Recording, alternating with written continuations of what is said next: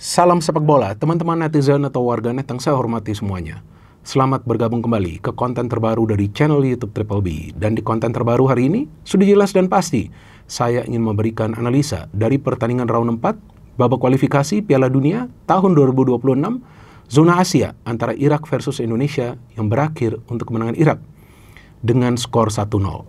Dengan hasil akhir ini teman-teman, berarti Irak membuka peluang untuk lolos ke Piala Dunia tahun 2026, minimal dari round 5 atau bisa juga langsung dari round 4 jika nanti di pertandingan kedua mereka bisa mengalahkan Arab Saudi. Tapi bagi Indonesia, dengan kekalahan kedua di round 4 berarti menutup peluang dari Indonesia untuk bisa lolos ke Piala Dunia dan bermain di Piala Dunia tahun 2026. Padahal kita sama-sama tahu para pemain dari tim nasional Indonesia, siapapun mereka yang pernah menjadi bagian dari timnas Indonesia mulai dari round pertama, mulai dari pertandingan melawan Brunei Darussalam, telah berjuang habis-habisan di atas lapangan dan kalau perlu mereka berkeringat darah untuk bisa memberikan yang terbaik bagi tim nasional Indonesia. Tetapi sangat disayangkan di round 4 ini tim nasional Indonesia tidak bisa bermain secara taktis. Bahkan di round 4 ini Indonesia tidak bisa mencetak gol dari open play atau permainan terbuka. Tapi sebelum saya memberikan analisa dari pertandingan yang dimainkan dini hari tadi, pertama-tama saya ingin berterima kasih kepada semua pemain yang telah berjuang bagi tim nasional Indonesia dan mencoba untuk memberikan yang terbaik bagi negara. Tentu kita semua paham bahwa mereka berusaha sekuat tenaga mereka. Artinya dalam hal ini kita juga tidak boleh menghujat atau juga sampai menghina siapapun itu pemain dari timnas Indonesia. Memang ada beberapa pemain yang melakukan kesalahan, tapi ya itulah bagian dari permainan sepak bola. Dan seperti yang pernah saya katakan sebelumnya, dan saya ulangi lagi di konten ini, bahwa sesuai dengan apa yang pernah dikatakan oleh salah satu legenda sepak bola yang berasal dari Belanda, yang namanya Johan Cruyff, bahwa permainan sepak bola itu penuh kesalahan. Dan tim yang melakukan kesalahan paling sedikit punya peluang lebih besar untuk meraih kemenangan. Dan yang kita lihat di dua pertandingan round 4 ini, memang ada kesalahan yang dibuat oleh para pemain kita yang bisa dimanfaatkan oleh para pemain tim lawan untuk bisa mencetak gol. Tapi kenapa para pemain sampai bisa melakukan kesalahan? Karena tidak ada koordinasi yang baik di antara para pemain yang berada di lini tertentu. Sehingga ketika koordinasinya itu tidak baik, berarti taktiknya tidak konsisten sepanjang 90 menit. Itu yang kadang-kadang bisa membuat seorang pemain panik dan kemudian membuat kesalahan yang sebetulnya tidak perlu mereka lakukan. Jadi saya pikir dalam hal ini kita juga harus paham bahwa para pemain kita berada dalam pressure yang sangat tinggi untuk dua pertandingan ini. Tapi paling tidak kan mereka berjuang sesuai dengan ekspektasi kita. Artinya mereka tidak males-malesan di atas lapangan. Fighting spirit mereka luar biasa, tapi sangat disayangkan tidak diimbangi dengan strategi yang ideal. Nah, sekarang saya akan menjelaskan strateginya seperti apa untuk pertandingan dini hari tadi. Oh, tapi saya hampir lupa. Nah, ada satu hal lagi nih yang mengganjal pikiran dan hati saya. Yaitu ketika kemarin saya sedang scroll, saya sedang melihat sosial media saya, tiba-tiba di beranda YouTube saya muncul sebuah konten. Dan konten itu adalah podcast antara seorang konten kreator yang saya tidak kenal sama sekali, tapi saya sering lihatlah muncul cuplikan-cuplikan dari konten dia di sosial media, di mana dia mewawancarai dua pemain dari timnas Indonesia kita, yaitu kapten kita, J. Itses, dan juga penjaga gawang nomor 1, Martin Pas. Saya sungguh bingung teman-teman. Saya nonton podcast ini untuk mengetahui ini kapan direkam ini podcast. Ternyata dalam podcast itu, sang konten kreator mengatakan ini direkam setelah pertandingan melawan Arab Saudi. Padahal setelah lawan Arab Saudi, para pemain itu harus fokus untuk pertandingan melawan Irak. Apa kepentingannya membuat konten seperti ini? Kita semua tahu para pemain kita, siapapun yang menjadi bagian dari timnas Indonesia, seperti yang tadi saya katakan, mereka akan berjuang habis-habisan untuk timnas. Kita tahulah soal pengabdian mereka untuk timnas, dan kita respect mereka semua. Jadi saya agak bingung kok bisa konten kreator ini mendapatkan akses istimewa dan eksklusif untuk membuat wawancara ini dan dikemas dalam bentuk konten. Ini hal yang sangat mengagetkan bagi saya. Karena yang timnas kita perlukan itu bukan konten, tapi hasil akhir yang positif di atas lapangan. Dan yang saya yakin para pemain juga tahu itu, tapi kok bisa mereka berada di konten ini? Ada apa sebenarnya antara konten kreator tersebut dengan federasi? Sampai membuat konten seperti ini. Dan apakah federasi tahu atau tidak? Seharusnya tahu dong, karena kan pemain kan dimonitor juga. Wah, saya gak ngerti benar-benar apa yang sebetulnya sedang terjadi sih. Kalau setelah melawan Irak, ya silakan. Buat podcast seperti ini kan, setahu kita tempatnya kan harusnya steril dong. Ya kan, dari orang luar. Kan konten kreator tersebut bukan bagian dari timnas Indonesia, kan orang luar. Kok bisa dia mendapatkan akses sebegitu hebat? Coba kalau istilahnya saya yang kesana, mana mungkin saya dapat. Walaupun saya sama sekali gak tertarik, karena itu bukan waktunya untuk mengganggu para pemain. Meskipun yang mereka jelaskan di konten tersebut adalah tentang pertandingan melawan Arab Saudi, kemudian akan berhadapan melawan Irak. Tapi saya merasa gak perlu sih konten seperti ini. Buat apa? Nah, hal-hal seperti ini yang kadang-kadang membuat saya jengkel juga. Kok federasi gak sadar ya bahwa timnas kita tuh punya peluang loh untuk lolos ke Piala Dunia? Kenapa sih hal-hal seperti ini dibiarkan gitu? Nah, gak tahu nih nanti excuse-nya apa dari federasi. Ya terserah lah mau seperti apa. Tapi sekarang nasi sudah menjadi bubur. Timnas kita gak bisa lolos minimal ke round 5. Kan prediksi saya sebelumnya minimal ke round 5 lah kita. Habis itu berjuang lagi. Saya bukannya mengatakan bahwa karena podcast tersebut timnas kalah, enggak. Tapi gak ada pentingnya podcast tersebut. Ini timnas konten atau timnas untuk main nih, untuk main bola. Kan timnas untuk main bola ini. Wah, gak ngerti lagi mau ngomong apa saya. Belum lagi ada hal-hal lain yang muncul di beranda saya terkait dengan timnas Indonesia sebelum hari pertandingan melawan Irak. Jadi banyak sekali yang sedang terjadi sekarang nih dengan timnas Indonesia kita. Tapi kita sebagai supporter harus tetap bersatu, kita harus tetap mendukung. Saya paham teman-teman juga kecewa dengan sang pelatih Patrick Kluivert. Tapi seperti yang saya katakan sebelumnya juga di platform lain, dia tidak akan dipecat. Kenapa? Karena saya mengacu kepada Gerald Van den Berg yang gagal total bersama timnas U23, tapi gak dipecat juga. Bahkan dia, kalau nggak salah tuh ya, ini kalau nggak salah nih, saya ngelihat ada muncul juga di sosial media saya, dia bahkan ke Qatar nonton pertandingan di sana untuk memantau calon lawan di round 5. Belum tentu juga kita lolos ke round 5. Memang dia bagian juga dari timnas Indonesia senior kan. Tapi dia aja nggak dipecat. Saya nggak yakin Patrick Kluivert ini akan dipecat. Mungkin PSSI punya pertimbangan lainnya dan akan tetap menghormati kontrak dengan Patrick Kluivert yang 2 tahun atau 3 tahun itu. Saya lupa. Jadi saya pikir percuma juga teman-teman mau teriak-teriak Patrick Kluivert out. Saya nggak yakin. Kecuali tiba-tiba ada yang berubah dari federasi dan mereka sadar bahwa ini bukan pelatih yang ideal. Tapi saya hanya mengacu kepada Gerald saja sih. Dia nggak dipecat, gagal total kok timnas U23 kita.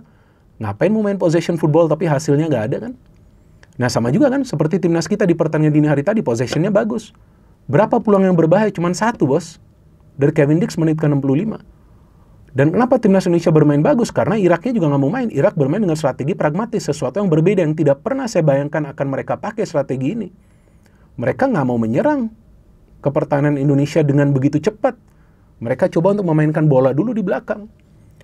Jadi Graham Arnold mungkin sadar ketika dia melatih Australia, kemudian pada saat itu tidak bisa menang melawan Indonesia karena strategi pragmatis dari ST yang pada saat itu melatih Indonesia, dia memakai strategi yang sama untuk berhadapan dengan Indonesia. Dengan mungkin mempertimbangkan bahwa para pemain Indonesia sebelumnya sudah habis-habisan melawan Arab Saudi. Artinya kemungkinan nanti para pemain Indonesia di babak kedua akan menurun staminanya. Dan betul itu yang saya melihat terjadi setelah menit ke-70. Mulai down stamina, capek. Possession bola, gak bisa create chances yang berbahaya. Yang memaksa penjaga gawang dari Irak itu melakukan penyelamatan yang hebat. Sebaliknya dari Irak, Graham Arnold melakukan 2 perubahan pemain, di 2 pergantian pemain di babak kedua, memainkan 2 gelandang kreatif, menarik keluar 2 gelandang pekerja, yang membuat sebuah perubahan dalam cara bermain mereka sehingga mereka bisa lebih banyak menciptakan peluang di babak kedua. Mereka menciptakan 3 peluang yang berbahaya di babak kedua. Bisa mencetak 1 gol. Artinya apa? Artinya secara taktik Graham Arnold lebih unggul. Jadi saya bingung juga, banyak yang mengatakan Indonesia bermain bagus. Oke, tapi apakah efektif? Enggak. Bukan soal gak bisa mencetak gol, peluang yang berbahayanya saja cuma 1. Dan memang banyak juga yang mengkritisi wasit. Saya juga melihat nih wasitnya kok kontroversial juga. Dan memang layak diperdebatkan beberapa kejadian di atas lapangan atau juga keputusan yang diambil. Tapi sebetulnya juga wasit ini juga cukup sabar dengan para pemain kita yang melakukan banyak sekali foul. Foul dari para pemain kita itu jika saya tidak salah tuh 18 kali loh. 18 kali loh para pemain kita melakukan foul. Ricky Kamboja sampai 3 kali foul yang keras baru dia kasih kartu kuning loh. Jadi jangan cuma lihat ke tim lawan, lihat juga ke tim kita. Ada perdebatan Oli Romani last man standing. Jaraknya saja masih jauh kok ke kotak penalti lawan. Masih ada pemain Irak kok yang memang nggak jauh dari dia walaupun tidak sejajar. Jadi memang layak diperdebatkan, tapi jangan juga mengkambing hitamkan orang lain atas kegagalan timnas kita yang kelihatan secara taktik memang tidak sebaik Irak. Irak bermain secara taktis untuk bisa melumpuhkan timnas kita. Dan lagi-lagi ada sebuah kesalahan yang terjadi kali ini. Rizky Ridho yang seharusnya back pass, dia coba kontrol bola, diambil oleh pemain dari Irak, dipassing lah itu ke tengah, mereka build up, Zidane Iqbal bisa mencetak gol. Salah satu pemain pengganti yang sebelumnya saya ingat dia merupakan pemain muda dari youth system Manchester United. Jadi ya memang para pemain Irak tuh hanya sabar nunggu, ya udah mereka tidak bisa membuka pertahanan dari Indonesia, tapi mereka menunggu itu satu momen, kapan nih ada pemain Indonesia yang lengah, dan itu terjadi. Jadi sama seperti yang saya jelaskan di konten preview untuk pertandingan ini, saya mengatakan saya optimis Indonesia bisa menang. Kenapa? Materi pemain kita lebih baik, tapi jangan sampai membuat kesalahan di ruang pertahanan kita, karena gol-gol dari Arab Saudi juga memanfaatkan kesalahan dari para pemain kita. Ini juga sama memanfaatkan kesalahan dari pemain kita. Tapi terlepas dari itu, apakah secara tim kita bermain efektif? Enggak. Kalau soal penguasaan bola bagus, tapi buat apa mau penguasaan bola itu sampai 99%? Peluangnya cuma 1, itu pun nggak berapa berbahaya dari Kevin Dix. Dan 0 dapat telur kita. Kalau telurnya manis, boleh ini telur busuk juga. Karena kan nggak mendapatkan poin Indonesia di round 4 ini, 0. Di posisi dasar klasmen. Kenapa? Materi pemain sudah mewah kok.